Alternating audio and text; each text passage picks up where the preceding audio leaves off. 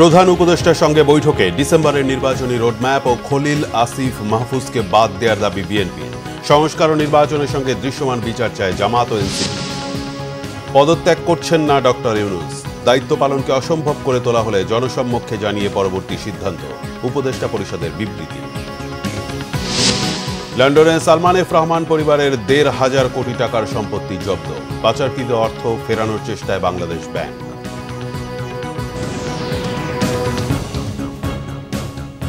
দেখছিলেন crown cement সংবাদ শিরোনাম, এবার বিস্তারিত।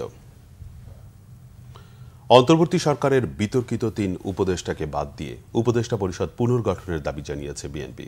শনিবার রাতে প্রধান উপদেষ্টার সঙ্গে তার বাসভবন যমুনায় বৈঠক শেষে এমন তথ্য জানান দলটির প্রতিনিধিরা। লিখিতভাবে বিএনপি আরও জানায়, ডিসেম্বরের মধ্যে নির্বাচনের রোডম্যাপ দেওয়ার কথা। এরপর ডক্টর ইউনূসের সাথে সাক্ষাৎ শেষে জামাত ইসলামী জানায়, দৃশ্যমান সংস্কারের পর সুবিধাজনক সময়ে জাতীয় নির্বাচনের কথা। প্রধান উপদেষ্টার সাথে এরপর বৈঠক করে জাতীয় নাগরিক পার্টি এনসিপির প্রতিনিধি দল। তারা জানান, সংস্কার ও নির্বাচনী রোডম্যাপের পাশাপাশি ফ্যাসিবাদের দৃশ্যমান বিচার দাবি করেন তারা। ওবায়দুল্লাহ মামুনের রিপোর্ট। চলমান রাজনৈতিক পরিস্থিতি নিয়ে শনিবার রাতে অন্তর্বর্তী সরকারের প্রধান উপদেষ্টা ডক্টর মোহাম্মদ ইউনূসের সাথে যমুনায় বৈঠক করে বিএনপি, জামায়াত ও এনসিপি।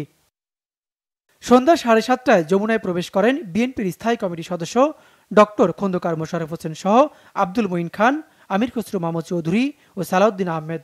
প্রায় ঘণ্টাখানেক বৈঠক শেষে দলটির স্থায়ী কমিটির সদস্য ডক্টর খন্দকার মোশাররফ হোসেন সাংবাদিকদের জানান, তারা ডিসেম্বরের মধ্যে নির্বাচনের রোডম্যাপ চেয়েছেন। বিএনপি প্রথম থেকেই একটি সুস্পষ্ট জাতীয় নির্বাচনী রোডম্যাপ দাবি করে আসছে। আপনারা জানেন যে আমরা এটা প্রকাশ্যভাবে দাবি করে আসছি।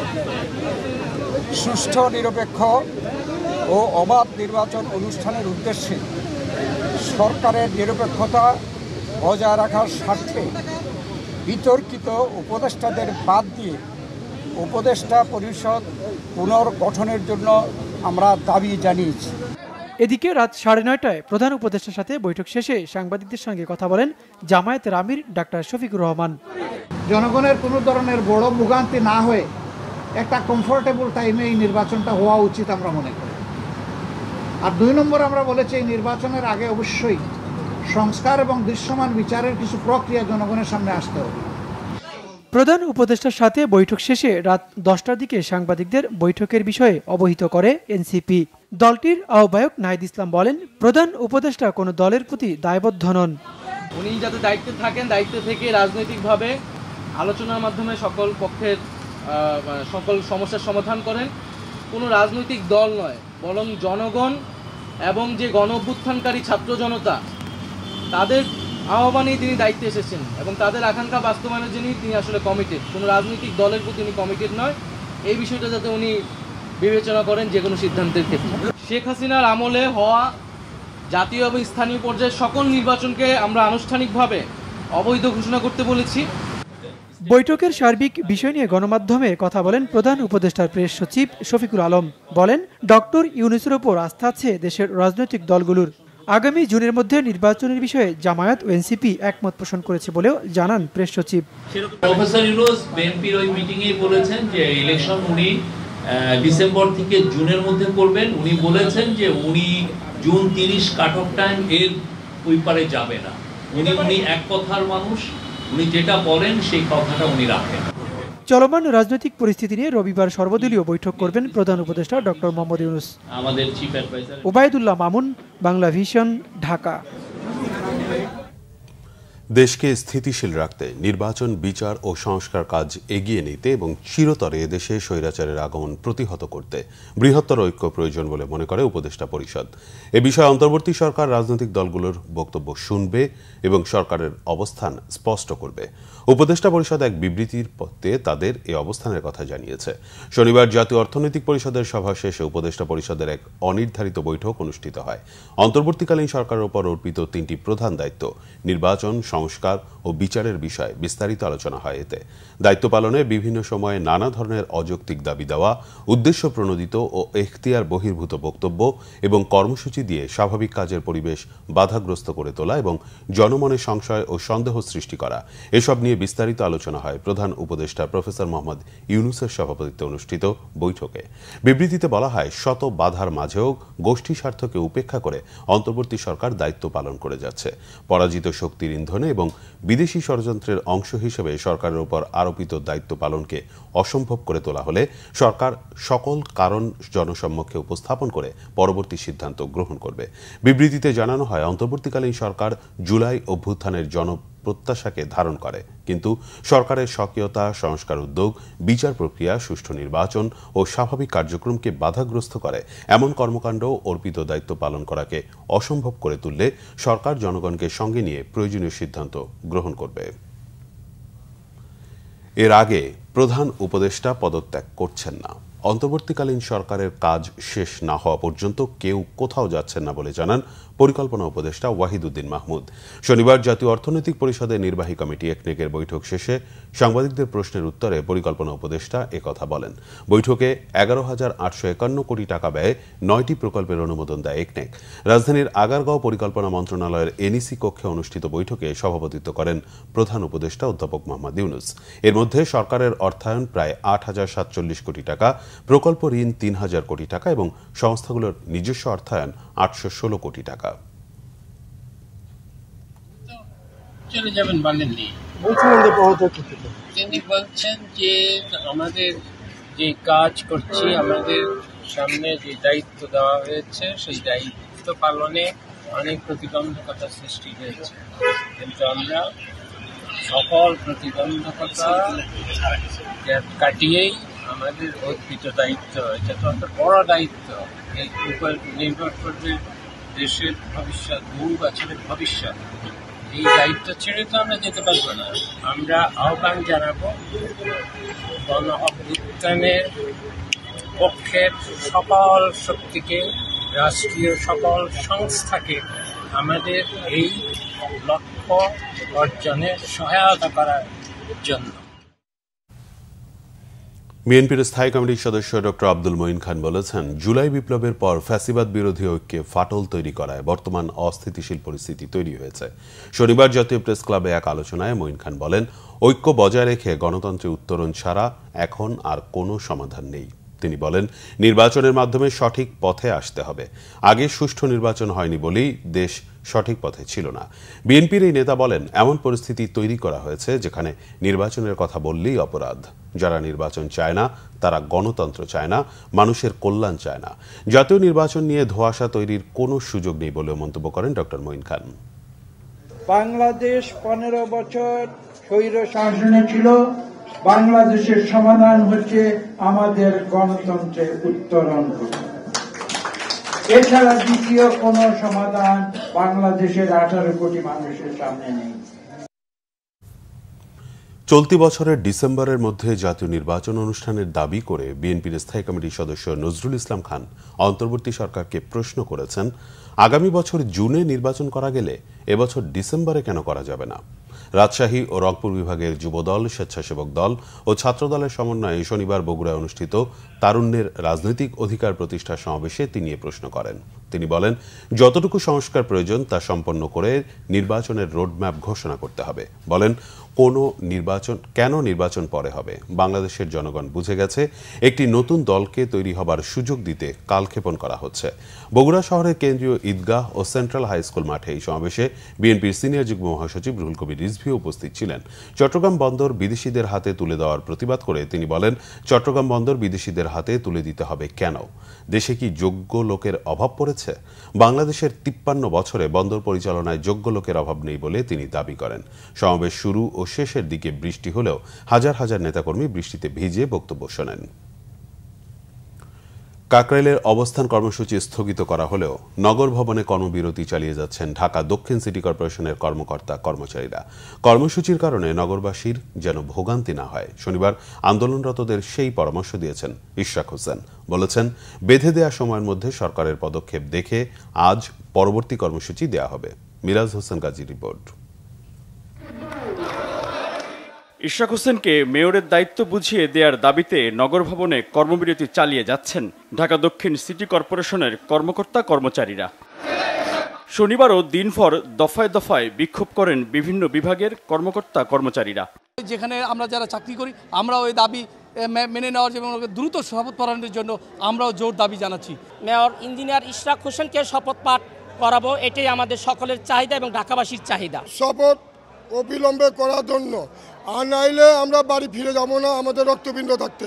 নগরবাসীর দিকে তাকাইয়া, নগরের সৌন্দর্যের দিকে তাকাইয়া, নগরবাসীর সুস্বাস্থ্যের দিকে তাকাইয়া যেন অতি দ্রুত দাবি মেনে নেওয়া হয় এবং আমরা কর্মস্থলে ফিরে যেতে পারি কুরবানির ঈদে, যাতে নগর পরিষ্কার পরিচ্ছন্নতার কাজে আমরা দ্রুত মনোনিবেশ করতে পারি। অনির্বাচিত কোনো প্রশাসক বিভিন্ন তাদের ফায়দার লেগে বিভিন্ন কাজ দেয় আমাদের বাধ্য করতে, কিন্তু আমরা এখন মেয়র ছাড়া আমরা কোনো কাজ করব না। আমরা চাই এই উপদেষ্টা মহোদয়ের কাছে যে উনি কালক্ষেপণা না করে উনি অবিলম্বে শপথের ব্যবস্থা করুক আগামীকালের মধ্যে, নাহলে এর পরিণতি খুবই খারাপ হবে। আজকালের মধ্যে ইশরাক হোসেনকে শপথ গ্রহণের ব্যবস্থা করতে প্রধান উপদেষ্টার প্রতি আহ্বান জানান আন্দোলনকারীরা। যতদিন ইশরাক হোসেন মেয়র হিসেবে শপথ গ্রহণ না করবেন, দায়িত্বভার গ্রহণ না করবেন, ততদিন ঢাকার মানুষ আন্দোলন চালিয়ে যাবে। ঢাকার রাজপথে আন্দোলন করবে, নগর ভবনে আন্দোলন করবে, নগর ভবনের বাহিরে আন্দোলন করবে। দুপুরে আন্দোলনকারীদের কর্মসূচি চলাকালে ফোন করেন ইশরাক হোসেন।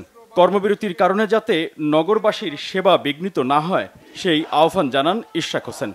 সবাইকে অনুরোধ জানাবো, সবাই যাতে যার যার কাজ যেটা রয়েছে সেটা সঠিকভাবে সম্পন্ন করেন, যাতে কোনোভাবেই এই সরকারের গাফিলতির কারণে যাতে নগরবাসী যাতে কোনো কষ্ট না পায়, সেই জিনিসটা আমাদের মাথায় রাখতে হবে।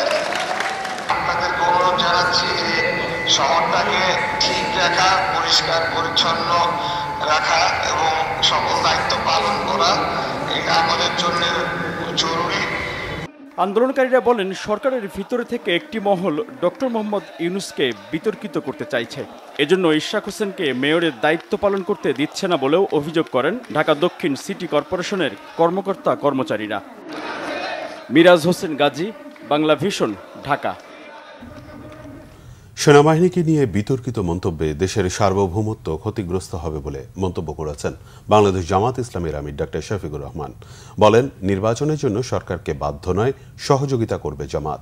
শনিবার রাজধানীতে জামাতের কেন্দ্রীয় মজলিসে শুরার অধিবেশনে ডাক্তার শফিকুর রহমান একথা বলেন। ডিসেম্বর থেকে জুনের মধ্যে নির্বাচনের প্রতি তাদের আস্থা রয়েছে জানিয়ে জামাতের আমির বলেন, নির্বাচনের জন্য বাধ্য করা নয়, সরকারকে সহযোগিতা করবেন তারা। দেশের বর্তমান পরিস্থিতিতে অন্তর্বর্তী সরকার সর্বদলীয় বৈঠক ডেকে জাতীয় স্বার্থকে প্রাধান্য দিলে ভালো কিছু বের হয়ে আসবে। জাতির মধ্যে যে আতঙ্ক সৃষ্টি হয়েছে তা সব পক্ষের অংশগ্রহণের মধ্য দিয়ে সমাধান সম্ভব। আমাদের প্রধান উপদেষ্টা বলেছেন, একাধিকবার বলেছেন, জাতীয় নির্বাচন তিনি এই বছরের ডিসেম্বর থেকে আগামী বছরের জুনের মধ্যে সম্পন্ন করতে চান। আমরা বারবার বলেছি, তাই তার এই কথার উপরে আমরা আস্থা রাখতে চাই, কারণ তিনি তো সকলদের দ্বারা সমর্থিত। আমরাই তো তাকে এই দায়িত্ব সবাই মিলে দিয়েছি, তিনি তো জোর করে নেননি আমাদের কাছ থেকে। তিনি তো আমাদের প্রতিপক্ষ না, তিনি এখন সরকারের অভিভাবক। এ দায়িত্ব সকল রাজনৈতিক দল এবং অংশীজন স্বেচ্ছায় আমরা তার উপর অর্পণ করেছি। আমাদের দায়িত্ব তাকে সহযোগিতা করা তার সার্বিক কাজে। বিচার, সংস্কার ও নির্বাচনের রোডম্যাপ একসাথে ঘোষণার দাবি জানিয়েছে জাতীয় নাগরিক পার্টি এনসিপি। 1-11 পরিস্থিতির পুনরাবৃত্তির আশঙ্কা জানিয়ে দলটির আহ্বায়ক নাহিদ ইসলাম বলছেন, সেনাবাহিনী রাষ্ট্রের গুরুত্বপূর্ণ প্রতিষ্ঠান, কিন্তু রাজনৈতিক সিদ্ধান্ত দেয়া তাদের কাজ নয়। দেশের চলমান পরিস্থিতি নিয়ে শনিবার বাংলা মোটরে অস্থায়ী কার্যালয়ে আয়োজিত এক সংবাদ সম্মেলনে একথা বলেন তিনি। নাহিদ ইসলাম বলেন, সকল রাজনৈতিক দলের সাথে কথা বলে দেশকে স্থিতিশীলতার দিকে নিয়ে যেতে হবে অন্তর্বর্তী সরকারকে। এ সময় দলটির সদস্য সচিব আক্তার হোসেন বলেন, বাংলাদেশের রাজনীতিতে আবারও ১-১১-র আভাস দেখা দিয়েছে। এ সময় বিচার, সংস্কার ও নির্বাচনের রোডম্যাপ একসাথে ঘোষণার দাবি জানিয়ে দলটির পক্ষ থেকে বলা হয়, ডিসেম্বর থেকে জুনের মধ্যেই নির্বাচন সম্ভব। ভারতীয় মিডিয়ায় নানা ধরনের প্রচারণা চলছে, বাংলাদেশকে নিয়ে নানা ধরনের সেখানে অপপ্রচার চলছে। আওয়ামী লীগ নানা ধরনের অপপ্রচার করছে, ফলে বাংলাদেশের এই অনৈক্যের পিছে আমি মনে করি যে মূলত রয়েছে আওয়ামী লীগ। কারণ আওয়ামী লীগ চায় না যে এই ঐক্য থাকুক। ১-১১-র বন্দোবস্ত বলতে কিন্তু এটাই বোঝায় যে সেনা সমর্থিত এবং বিদেশি শক্তির প্রভাবে দেশে একটা জনগণ বিরোধী, গণতন্ত্র বিরোধী একটা সরকার। আমরা সেনাবাহিনীর প্রতি আমাদের শ্রদ্ধা আছে, সেনাবাহিনী দেশের গুরুত্বপূর্ণ একটি প্রতিষ্ঠান, কিন্তু তার কাজ নয় রাজনৈতিক বিষয়ে সিদ্ধান্ত দেওয়া। সাবেক শিল্প ও বিনিয়োগ বিষয়ক উপদেষ্টা সালমান এফ রহমানের ছেলে আহমেদ শায়ান রহমান ও ভাতিজা আহমেদ শাহরিয়ার রহমানের ১,৪৭৯ কোটি ৪২ লাখ টাকা দামের সম্পত্তি জব্দের আদেশ জারি করেছে যুক্তরাজ্যের ন্যাশনাল ক্রাইম এজেন্সি। এই আদেশের ফলে তারা এই ১,৫০০ কোটি টাকার সম্পত্তি বিক্রি করতে পারবেন না। জব্দ করা সম্পত্তির মধ্যে লন্ডনের গ্রাসভেনার স্কোয়ারে অবস্থিত অ্যাপার্টমেন্টও রয়েছে। এছাড়াও শেখ হাসিনার ঘনিষ্ঠদের যুক্তরাজ্যে প্রায় ৬,৫৭৫ কোটি ২০ লাখ টাকা দামের সম্পত্তি রয়েছে। এর মধ্যে ৯টি সম্পত্তি বাজেয়াপ্ত করা হয়েছে। সম্পত্তিগুলো ব্রিটিশ ভার্জিন আইল্যান্ড ও আইল অব ম্যান কোম্পানির নামে কেনা ছিল।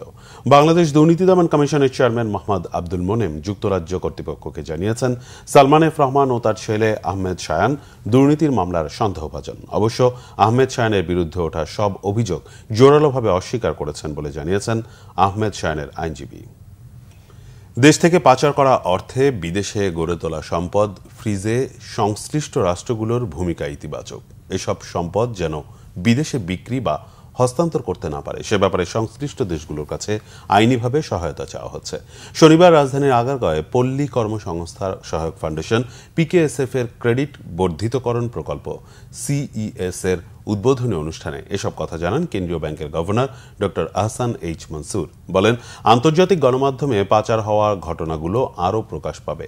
রাজনৈতিক সদিচ্ছা অব্যাহত না থাকলে এসব সম্পদ ফেরত আনা সম্ভব হবে না বলেও জানান কেন্দ্রীয় ব্যাংকের গভর্নর।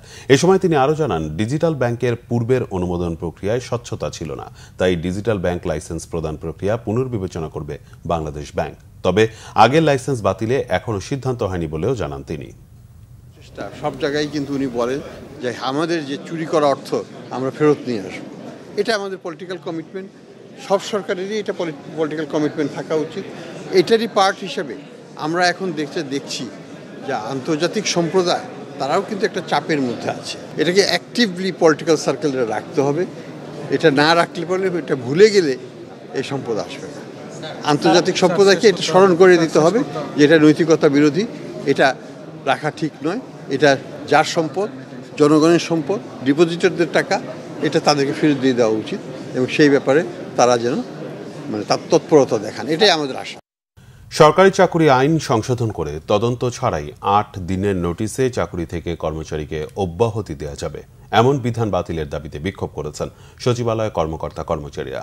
শনিবার সকালে সচিবালয়ে একাধিক কর্মচারী সংগঠনের নেতৃত্বে বিক্ষোভ মিছিল বের করা হয়। এ সময় সচিবালয় কর্মকর্তা কর্মচারী সংযুক্ত পরিষদের সভাপতি নুরুল ইসলাম অভিযোগ করে বলেন, নতুন এই আইনের কারণে কর্মচারীদের মধ্যে আতঙ্ক ও ভীতিকর পরিবেশ তৈরি হয়েছে। ছুটি নিয়ে অনুপস্থিত থাকলেও চাকরিচ্যুত হওয়ার সম্ভাবনা রয়েছে। তিনি বলেন, আইন সংশোধনে কর্মচারীদের মতামত নেওয়া হয়নি। এটি বাতিল না করলে কঠোর কর্মসূচি দেওয়ার ঘোষণা দেন তারা। মেক্সিকোতে নিযুক্ত বাংলাদেশের রাষ্ট্রদূত এম মুশফিকুল ফজল আনসারি বলেছেন, শুধু রেমিটেন্স নয়, বাংলাদেশের অধিকার আদায়ের প্রশ্নে প্রবাসীদের ভূমিকা ছিল গুরুত্বপূর্ণ। তারা এক্ষেত্রে মুখ্য ভূমিকা পালন করেছেন। ওয়েজার্নার্স কল্যাণ বোর্ডের মাধ্যমে সিলেট বিভাগের 4টি জেলার প্রবাসী পরিবারের মধ্যে প্রায় 154 জনকে মোট 5,15,00,000 টাকা বিতরণ অনুষ্ঠানে শনিবার তিনি কথা বলেন। সিলেট নগরের পিটিআই মিলনায়তনে আয়োজিত অনুষ্ঠানে তিনি বলেন, বিভিন্ন দেশে তারা আন্দোলনও করেছেন দেশের মানুষের অধিকারের প্রশ্নে। শেখ রেহানার 135 কোটি টাকা সম্পত্তি জব্দের কথা উল্লেখ করে তিনি বলেন, স্বৈরাচারের দোসররা প্রবাসীদের হক থেকে বঞ্চিত করে দুর্নীতির মাধ্যমে লুটপাট করেছে। যারা আশপাশের দেশে লুকিয়ে স্বস্তির নিঃশ্বাস ফেলছে তারা ঝোপ বুঝে কোপ মারতে চাইলেও এটি আর বাংলাদেশে হবে না বলেও তিনি মন্তব্য করেন। অনুষ্ঠানে সভাপতিত্ব করেন ওয়েজ ওনার্স কল্যাণ বোর্ডের মহাপরিচালক অতিরিক্ত সচিব ব্যারিস্টার মোহাম্মদ গোলাম সরোয়ার ভূঁইয়া। বিভিন্ন ক্যাটাগরিতে প্রবাসী পরিবারের সদস্যদের মধ্যে এ অর্থ বিতরণ করা হয়। পার্বত্য অঞ্চলে মানবিক করিডর নিয়ে অন্তর্বর্তী সরকার লুকোচুরি করছে, এমন অভিযোগ অবসরপ্রাপ্ত লেফটেন্যান্ট কর্নেল খন্দকার ফরিদুল আকবরের। বলেন, ভারতের ইন্ধনের কারণে ডিপ্লোম্যাটরা রোহিঙ্গা সমস্যার সমাধান করবে না। শনিবার সার্বভৌমত্ব সুরক্ষা পরিষদ আয়োজিত সেমিনারে সভাপতির বক্তব্যে এ কথা বলেন তিনি। রাজধানীর মহাখালীতে এক রেস্টুরেন্টে সেমিনারের আয়োজন করা হয়। পার্বত্য চট্টগ্রাম অঞ্চলে উগ্রবাদী সংগঠনগুলোর স্বায়ত্তশাসনের দাবি এবং পার্বত্য অঞ্চলের চলমান সমস্যা নিয়ে আয়োজিত সেমিনারে বক্তারা বলেন, বিচ্ছিন্নতাবাদী সন্ত্রাসী সংগঠন ইউপিডিএফ এর পার্বত্য অঞ্চল নিয়ে অন্যায় দাবি করছে, যার বিরোধিতা সরকার না করে উল্টো ঐকমত্য কমিশন তাদের সাথে বৈঠক করেছে। আওয়ামী লীগ সরকারের করা শান্তি চুক্তির কোনো ভিত্তি নেই বলে জানান সাবেক সেনা অফিসাররা। তারা বলেন, শান্তি চুক্তি সংসদে পাশ হয়নি। শান্তি চুক্তির বিরুদ্ধে রিট করার পরামর্শ দেন তারা। পার্বত্য অঞ্চলে সন্ত্রাসীদের প্রশিক্ষণ ও অস্ত্র দিয়ে বাংলাদেশের বিরুদ্ধে ভারত উস্কে দিচ্ছে বলে অভিযোগ করেন বক্তারা। মানবিক করিডোর, এখানে অনেক লুকোচুরি লুকোছাপা চলছে। কেউ একটা স্টেটমেন্ট কিছুদিন আগে দিয়ে সে আবার এখন পোল্টি মেরে অস্বীকার করছে যে আমি কথা বলি নাই। এগুলোর মধ্যে রয়েছে, এর মধ্যে খবর কাগজে দেখা যাচ্ছে আমেরিকান সৈনিক নল, কেউ বলতেছে এরা ফায়ার ব্রিগেডের ট্রেনিং আমাদের we don't need from the American. যদি করিডোর একটা এস্টাবলিশ হয়েই থাকে গভর্নমেন্টের ইচ্ছা বা অনিচ্ছাতে, তাহলে we can also make the best use of this corridor. থাইল্যান্ডে চিকিৎসাধীন অবস্থায় মারা যাওয়া জুলাই যোদ্ধা হাফেজ মোহাম্মদ হাসানের প্রথম নামাজে জানাজা অনুষ্ঠিত হয়েছে। শনিবার রাত 10:15টার দিকে কেন্দ্রীয় শহীদ মিনারে তার জানাজা অনুষ্ঠিত হয়। এতে অন্তর্বর্তী সরকারের উপদেষ্টা, রাজনৈতিক নেতারা ও জুলাই গণ অভ্যুত্থানে আহত যোদ্ধা সহ বিপুল সংখ্যক শিক্ষার্থী ও সাধারণ জনতা অংশ নেন। রাতেই শহীদ হাসানের লাশ তার গ্রামের বাড়ি নোয়াখালীর সোনাইমুড়িতে নিয়ে যাওয়া হয়েছে। সেখানেই আজ তার দাফন করা হবে। শহীদ হাসান ফ্যাসিবাদ পতনের জুলাই গণ অভ্যুত্থানে গত বছরের 5 আগস্ট চট্টগ্রাম শহরের টাইগার পাসে মাথায় গুলিবিদ্ধ হন। চট্টগ্রাম মেডিকেল কলেজ ও সিএমএইচে চিকিৎসার পর উন্নত চিকিৎসার জন্য তাকে থাইল্যান্ড নেওয়া হয়। সেখানে দীর্ঘ 7 মাস চিকিৎসার পর গত বৃহস্পতিবার রাতে মারা যান হাফেজ মোহাম্মদ হাসান। সংবাদ শেষ করব ক্রাউন সিমেন্ট শিরোনামগুলো আরেকবার জানিয়ে। প্রধান উপদেষ্টার সঙ্গে বৈঠকে ডিসেম্বরে নির্বাচনী রোডম্যাপ ও খলিল আসিফ মাহফুজকে বাদ দেওয়ার দাবি বিএনপি। সংস্কার ও নির্বাচনের সঙ্গে দৃশ্যমান বিচার চায় জামাত ও এনসিপি। পদত্যাগ করছেন না ডক্টর ইউনূস, দায়িত্ব পালনকে অসম্ভব করে তোলা হলে জনসম্মুখে জানিয়ে পরবর্তী সিদ্ধান্ত, উপদেষ্টা পরিষদের বিবৃতি। লন্ডনে সালমান এফ রহমান পরিবারের 1,500 কোটি টাকার সম্পত্তি জব্দ, পাচারকৃত অর্থ ফেরানোর চেষ্টায় বাংলাদেশ ব্যাংক।